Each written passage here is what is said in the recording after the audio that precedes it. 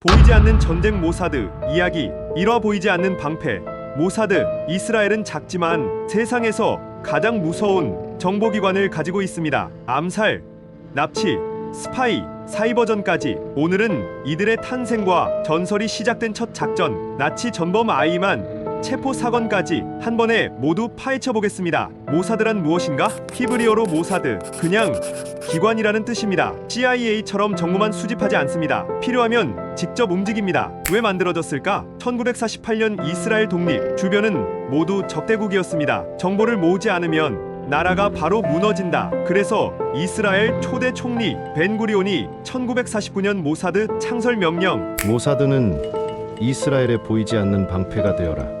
모사드의 임무, 해외 정보 수집, 테러리스트 암살, 해외 유대인 구출, 사이버전, 심지어 이란 핵시설까지 해킹합니다. CIA, MI6, KGB 기능을 합친 초정의 조직. 모사드를 전설로 만든 첫 사건이 있습니다. 아이히만 체포작전입니다. 아돌프 아이히만, 나치 독일의 유대인 학살 실무 총책. 유대인 600만 명이 학살될 때 실무를 총괄한 사람입니다. 학살 후 도망쳐서 신분을 바꿔 아르헨티나 부에노스아이레스에서 조용히 살고 있었습니다. 1950년대 유대인 생존자 가족의 제보로 모사드가 추적을 시작합니다. 가짜 이름으로 신분 세탁했지만 결국 위치 확인합니다. 1960년 5월 11명의 모사드 요원이 부에노스아이레스로 출동합니다. 아이히만 퇴근길 어두운 골목. 아돌프 이치만. 그가 대답도 하기 전에 제압합니다. 마취, 감금, 비밀 장소 이동. 이스라엘로 몰래 이송하고 이에 전 세계가 경악합니다. 1961년 세계 최초로 공개된